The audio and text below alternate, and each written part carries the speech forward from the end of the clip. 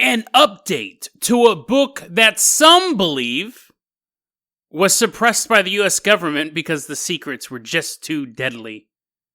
And then we travel to Mexico, where a small town full of people believe they have been given the gift to grow giant vegetables.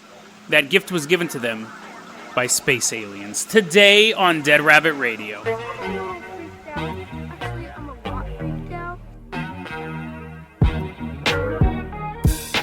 Hey everyone, welcome back to another episode of Dead Rabbit Radio. I'm your host, Jason Carpenter. I'm having a great day. I hope you guys are having a great day too. First off, I want to give a shout out to one of our legacy Patreons, someone who's been supporting the show for quite a while, Ivana Kakakavov. Thank you so much. That one's going to get deleted. She's like, I'm not going to subscribe. You don't even know my last name. Ivana, thank you so much for supporting the show. You will be our pilot. You will be our guardian for this episode. If you can't support the Patreon, that's fine too. Just help get the word out about the show. That really helps a lot. So, a couple weeks ago, it was episode 415, I did an episode about the Civil War of the Worlds. Now, this was the book that... Okay, so we'll get into it. Ivana, fire up that Carpenter copter. We're flying out to Gettysburg, and as we're flying out there, we'll do a little recap. Episode 415, we talked about a book called The Civil War of the Worlds, and what it was a collection of cryptid stories, Bigfoot stories, and UFO sightings from the Civil War. Now, in that episode, I said I used to be a big Civil War buff. I'm obviously a big fan of the paranormal. This book was right up my alley. So, when I found out about it, I read about it on a Mysterious Universe article. I was like, oh, that sounds awesome. That sounds right up my alley, because I only speak in cliches.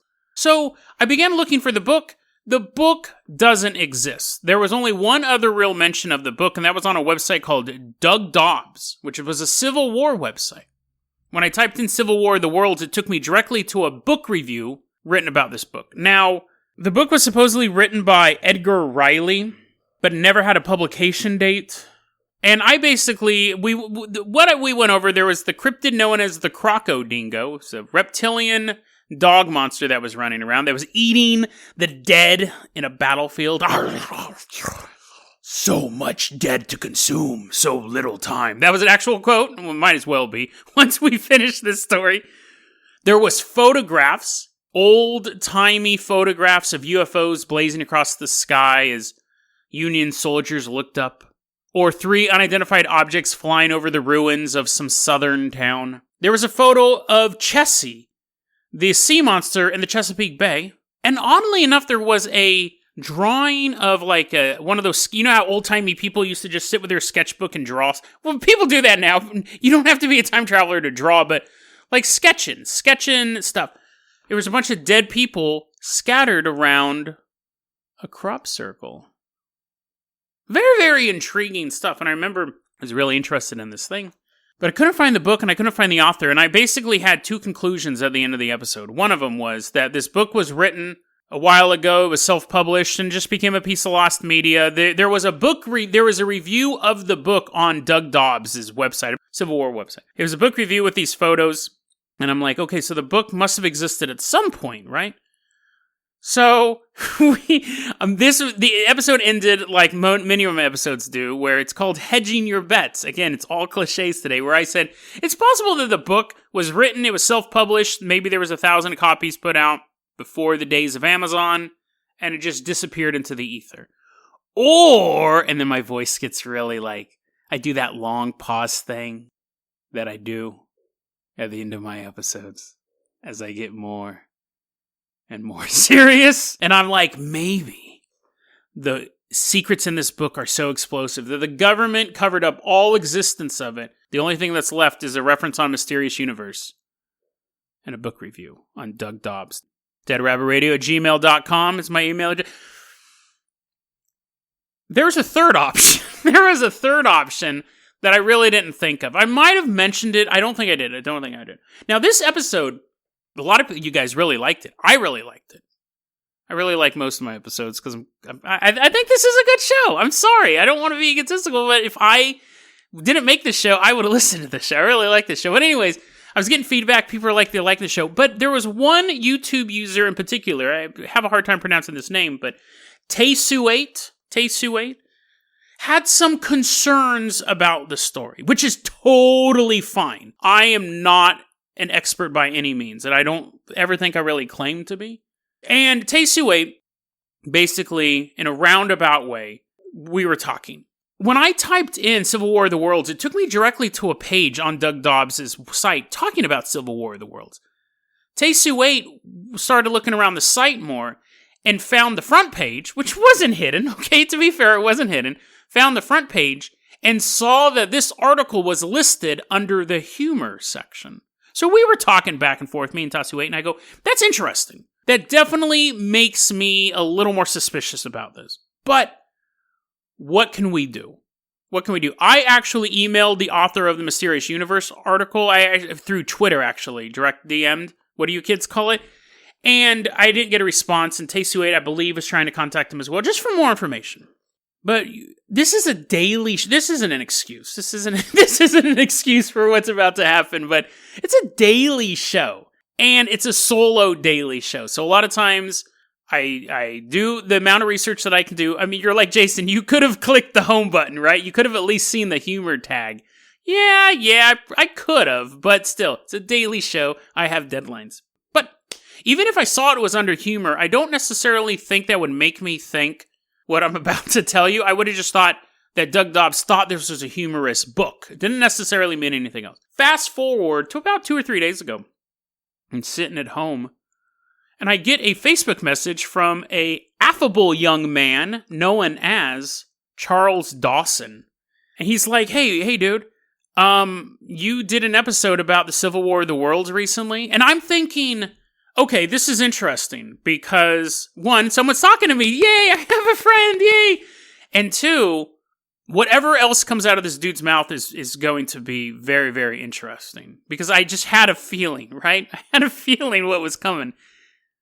This is his story. This is his story. Quote, let me cut to the chase. The, quote, book review of Civil War of the Worlds was written as an April Fool's Day joke.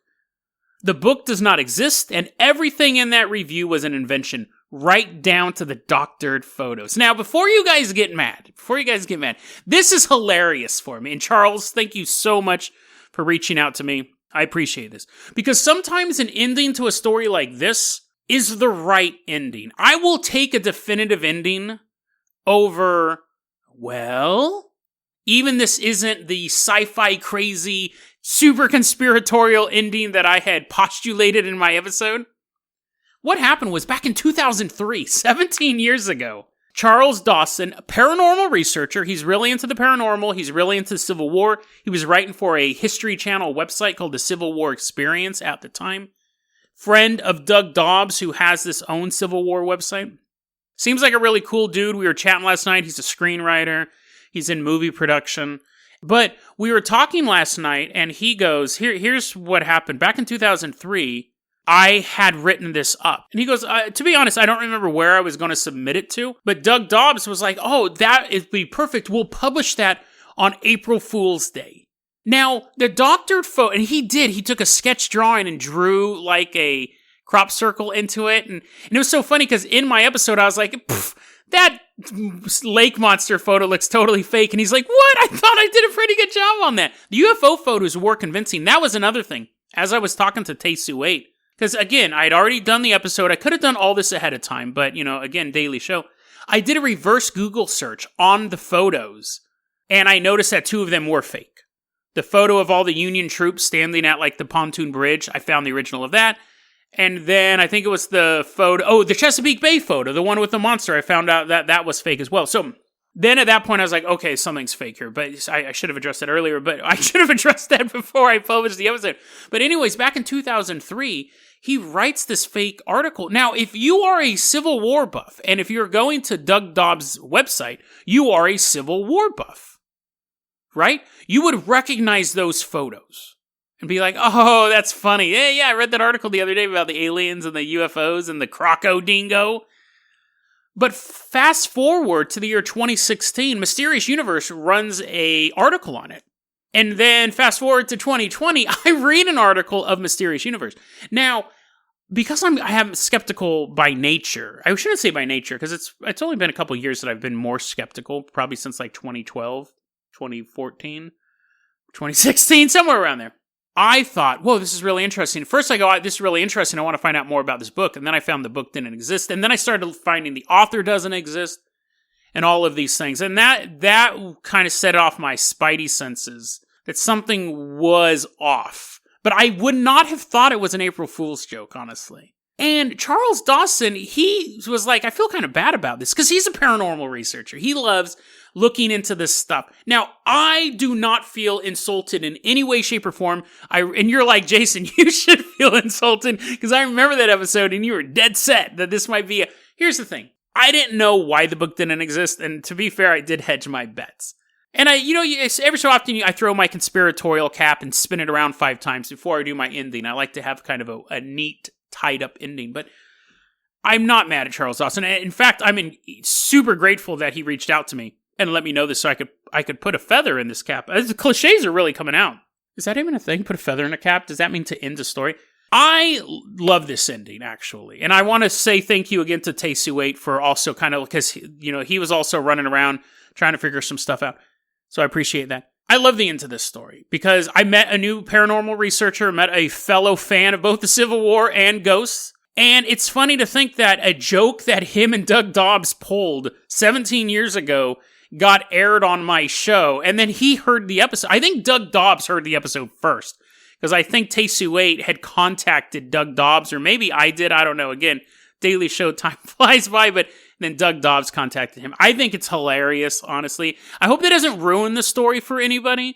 I think it's a nice little footnote to it all. It was just an April Fool's joke that 2 guys were playing. And I want this to also be I don't want to say cautionary tale, because I think the story has a happy ending. But this stuff happens in our field. In the world of the paranormal, when you guys are looking at stuff, this stuff will happen. You have to be aware of it. This is actually the 3rd time this has happened on this show. The first time was the Lone Pine Devils, which I did a story on, and then someone says that was viral marketing for a YouTube video, and that's 100% true. I did that episode. I stand by the episode. I think it's very entertaining, but I was proven to be wrong. This is the 3rd time that this has happened. This was an April Fool's joke. I actually covered this again. I did not run a correction on this because I was going to do a Dead Rabbit repeat episode, but I'll let you know I did an episode about a Bigfoot that turned out to be a April Fool's joke as well. It was a Bigfoot who was climbing up. It was the episode where they were all running around in the desert. It was like the Bigfoots of the desert. And these guys told this story where they talked to a Bigfoot. They tried like 4 different languages on it. It was like old-timey, like 1800s. And the Bigfoot ran and climbed up a canyon super fast, and they shot it, and it fell to the ground, and then they put it in a wheelbarrow and took it into town. That article that was explaining that story was published April 1st, like 1898. And when I was reading that story, that is a Bigfoot story that's been told so many times. I read it on all these different accounts, and then I recorded it. And maybe about a month ago, I came across that also was an April Fool's joke. So it's happened 3 times, and that's going to happen because we're talking about the fantastic. And you know what makes a perfect prank? Fantastic jokes. So I'm not mad, personally. I'm not mad. And I will say this. This is one of the benefits of having a daily show. If I had a weekly show or a monthly show, it'd probably be more polished and I could pronounce all the words correctly because I do a ton of research. I wouldn't be happy if I spent a week prepping an episode and I turned out to be an April Fool's joke, right? But when you're doing a daily show, I think it's a fun ending. Charles, it's very nice to meet you. Give my regards to Doug Dobbs. I think it's fascinating. Tae-Soo-8, thanks for continuing to pursue this. I love this ending. But again, when you guys come across crazy stories about Wolfman, and you've heard me on quite a few episodes, I'll say, this could be a LARP. I didn't say it on that one. I have the one episode that it actually was. I didn't call it out. But we have to be aware that just may be an issue with a lot of stories. So, that being said, again, thank you, Charles. Thank you very much for wrapping that story up with a bow and putting a pin in it. Let's go ahead and hop in the Carpenter copter. Ivana, fire that baby up. This story is 100% true. There's nothing crazy about this story. Ivana, we're flying out to Mexico. We're headed down to Mexico. We're specifically headed to the Valley de Santiago. That's in Guanajuato State, Mexico. Look at that. I know mispronunciations there, right? Anyways, I got Santiago. I pronounced that right, I know. Long time ago. Thousands, maybe hundreds of years ago. You're like, Jason, seriously, bro? Do an episode a week if your facts are going to be that wrong. There's a big difference between hundreds and thousands of... Silence! I wave my hand in your face until you're quiet. Times and years and years and years ago, there was a local prince who lived near the Valley de Santiago. And there were 7 beautiful women who wanted to bang him super, super bad. And he's like, no. These women are extremely irritating. I'd much rather play Super Mario Brothers on my Nintendo Switch. Be gone, women. But they kept hassling him. I know that problem. These beautiful women kept messing with him. So finally, he goes to a local sorcerer, and he goes, can you get these chicks off my back? And the sorcerer goes... And those 7 beautiful women became 7 craters all over the area. Which, that's an overreaction on the sorcerer's part. I don't think the prince was like, can you get rid of them and turn them into inanimate holes as well? Giant, massive craters in the ground. But it would have been shocking for the prince to find out, hey, whatever happened to those girls? Oh my god, there are now giant depressions in the ground. And then the girls themselves, they go 1 minute, they're this super hot girl running around. The next minute, they're basically just dirt. 7 craters. So this is an area of Mexico in the Guanajuato region that has a lot of storied history. Apparently, these craters are in the shape of the Big Dipper. Pretty spooky, right? Or New Agey, maybe it's not spooky, but when the Big Dipper aligns in the sky with the 7 craters, magical energy comes out of them, according to, lunatics who believe in that type of stuff. New Age, mysticism, whatever. UFOs have been sighted there. A lake monster. Ugh, there's always a lake. There's lake monsters all the way down. No more lake monsters. Hashtag no more lake monsters. There's also a race of giants living under the craters where they work with aliens and build UFOs. Now, what's interesting is in this area is specifically the Nordic aliens, which are the tall, white people with long blonde hair. They do see gray aliens around there, but they're considered more sinister in that area. The Nordic aliens are allies of the people of the state. And you're like, whoa, slow down, dude. So basically, you've just talked about there's a bunch of giants underground, and not only are there aliens in the area, they have ongoing contact with the people there. So at this point, we're hopping out of the Carpenter copter. We're walking around. It's all dusty and stuff. We sit down on the edge of a crater, throwing rocks into it, knowing full well this used to be a human woman, but whatever. I'm just going to throw rocks into it. In 1970, there was a dude named Oscar Ramirez, and he was just hanging out in town, sitting on the edge of a crater, throwing rocks into a former human woman, and a Nordic appears. Hello, Oscar. You are destined for great things.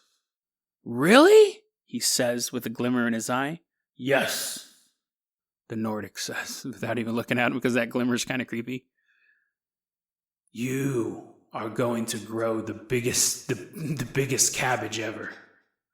You will forever be known as the Cabbage Man. Now, that he didn't actually call him the Cabbage Man, and I, although right when I said that, I go, dude, too bad this story's not about a cryptid, about a cryptid Cabbage Man. Dang it! Someone do that as an April Fool's joke, and 17 years from now, I'll cover it. Someone write that now for some website.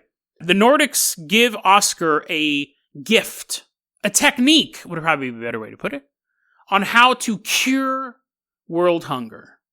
Later that year, photos begin to emerge in Mexican media where you have these people standing next to onions as big as a basketball.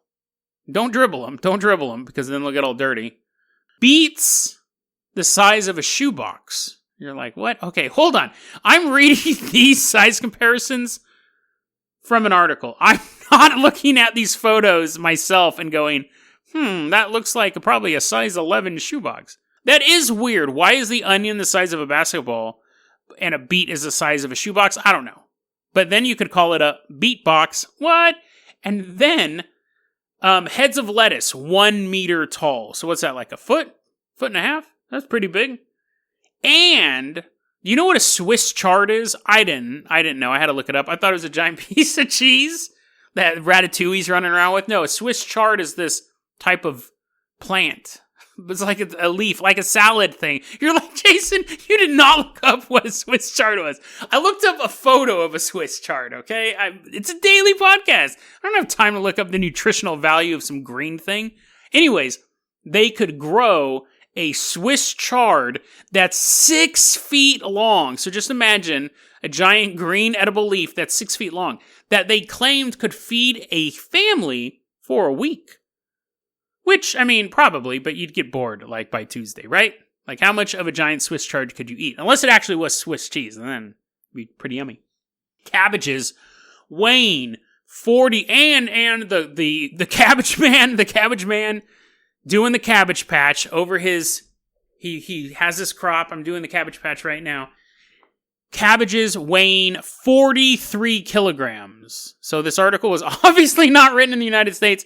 43 kilograms is the equivalent of, like, what, 38 pounds or something like that? I'm going to double check that. I think that's pretty close. 43 kilograms to pounds.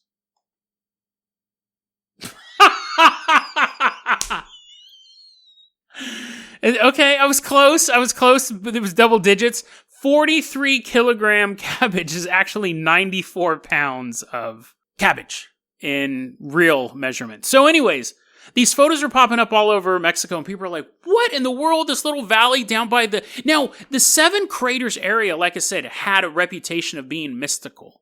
At one point, the First Lady and Uri Geller were, like, taking baths in them when, like, they were magically aligned and stuff like that. And it's just weird hippie stuff, right? So, I mean, people knew this area was supposedly mystical.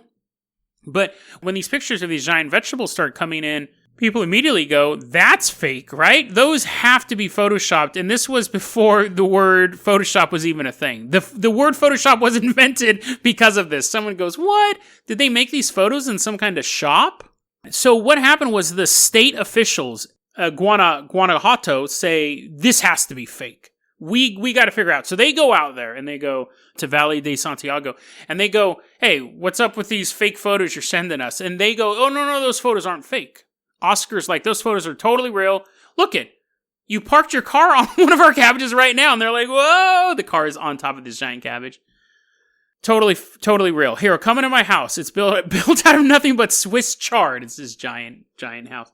We will teach you how to grow food this big, because this will solve world hunger. And the state officials are like, okay, yeah, that'd be awesome. You can teach us how to do it. And Oscar goes, but first, we have some demands. Oh, great. At this point, the state officials get super suspicious, because they're like, if these guys are really going to cure world hunger, they're either going to ask for money, maybe that's one of their demands, but they don't think so, or they're just going to give it to them because they want to cure world hunger. Their demands are this. They want a school built in their region. And the state officials immediately are like, nope, we're not going to do that. But then Oscar's like, okay, here are my second demand. We want the Seven Craters to be designated a state park. We want those to be protected by the government, that people can't be throwing rocks inside of them, like we saw some idiot podcaster doing the other day. The state goes no to the school and no to the state parks, and we don't believe you anyways. We see these giant vegetables, but something's fake about this. You can tell us how you're doing it, or we can bounce. So the people go, well, we're not going to tell you how to do it. Now, at this point, a botanist, like a gardener guy, says, hey, tell you what, I got a plan. Who's working with the state. He's just not some guy traveling through town. He's a seed salesman. He goes, listen, what we're going to do is we're going to take a patch of land, we're going to cut it in half. On one side, you use your technique to grow your vegetables. And on the other side, we'll use our technique, which is called normal human agriculture that we've been doing for 10,000 years. If you grow the giant vegetables, we can reconsider building the school here. Like, if we actually see them come out of the ground, we're not going to stay here for 8 months. Like, we'll come back. But if we actually see them come out of the ground, then yes, we can look at building the school and doing the thing. But if it doesn't work out, then no school. Your kids will be dumb forever. And Oscar's like, well, I'll show you. Now, at this point, Oscar doesn't tell them anything about the alien tech, because at that point, the state officials would have just left. There wouldn't even been a contest. So, but they do. They do have a contest. Now, this is where things get really interesting. When the inspectors come back, their side, the normal agricultural side, has a nice hearty crop of cabbages and carrots and Swiss chard and all that stuff. And on the villager side, massive cabbages, giant pieces of Swiss chard, bunch of other stuff, big stuff. So the state people, they sit there and they take some of their crops and they take some of the local grown crops. They just take a look at them for a while, do a couple tests, and then they go, no deal. No deal. No school. Your kids don't deserve a public education. And we're going to do donuts all over the 7 craters as we're leaving. No dice. This is what they figured out. This is what the state officials figured out. Yes, they were growing 98-pound cabbages, but it had so much water in it that this is so bizarre, that 98-pound cabbage, although it would take longer to eat, had the same nutritional value as a regular cabbage. It was just expanded. So yeah, sure, you would have more actual stuff to eat, but none of the nutritional value. If you're feeding your family, if all you're eating for a week is a 6-foot piece of Swiss chard, they're basically eating the nutritional value amongst the whole family of one normal size of Swiss chard. So imagine your entire family just eating one piece of lettuce for a week. Now, you may not feel starving because you actually consumed 6 feet of fiber, but it's still not the right nutritional element. And they said because your crops were so giant, you grew less of them. So not only are they full of water and somehow have worse nutritional value because you'd have to eat 98 pounds of cabbage to consume the nutrients of one cabbage. Not only that, but you can only grow 4 cabbages when we grew 24. So we're out. It was in 2013 when Oscar admitted, not that it was a hoax, but admitted that aliens were the ones who taught him how to grow those things. Because they're still growing giant vegetables out there. They're still saying, oh no, this is the best food in the world. It's massive. Everyone's having like massive vitamin deficiencies. They're like, very, very giant vegetables, very, very malnutrition people. But no, in 2013, that's when he announced, the locals knew about the aliens, obviously. But 2013, Oscar announced to the world that was the secret behind growing the giant vegetables. I'm sure that 7 Craters has a booming tourist industry. Hopefully, at least. I hope they're getting some money out of this. I hope they have a school, now that I think about it. I didn't think about that. Maybe they'll take a giant piece of Swiss chard and fold it over and make a school. And then, yeah, actually, why would you need a school if aliens are teaching you agriculture? Couldn't you just have the aliens teach your school? Wouldn't that be easier than trying to get the government to build you a school? You have schools, they're 80 feet underground, they're called UFOs, and the kids just get hooked up and learn stuff. You learned how to grow giant vegetables, and then I guess I realized that their vegetables suck, and they have no nutrients, so would you want to learn from somebody who tells you how to grow a giant piece of nothing? But hey, it's better than nothing. I will say, I hope you have a school now, Valle de Santiago. I hope there's a school. I hope you guys have a lot of tourists. Hope you have a lot of gullible psychics and mediums and all other sorts of nonsense going out there every year to visit the 7 Craters. And the whole time you're just feeding them giant cabbages. And they're like, this is the best cabbage ever. I feel so healthy. And then your eyes just go side to side and you're like, yeah, they're really healthy. They're really, really healthy. I guess the question is, were aliens really teaching him how to grow cabbage? And I think the answer is probably not. Because we can grow giant vegetables anyways. Like, they have those giant pumpkin contests and stuff like that. So, are there aliens underneath the 7 Craters? Did a man realize a way to grow giant vegetables and try to pull a scam to get the government to build a much-needed school in the area? And you figure he needs a lever. He needs to be able to get these people into town. So he uses an old technique that he learned from his grandfather about how to grow a giant vegetable. Or maybe he read it in a magazine about giant pumpkins in the Midwest, decides to use that technique to draw attention to his town so he can get a school built. That is more reasonable than aliens taught him how to do it, right? Because you think they would teach him a lot of things. If an alien could teach him how to grow a giant vegetable, you think they would teach him how to grow a giant nutritious vegetable. You think the aliens could have taught him how to teach kids himself, and they could have built a school and staffed it with Nordics, staffed a school with alien instructors.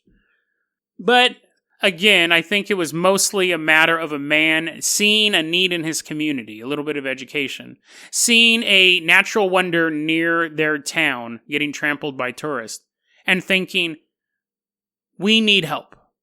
And maybe the help won't come from the stars. Maybe the help won't come from the giants and the aliens underneath the soil.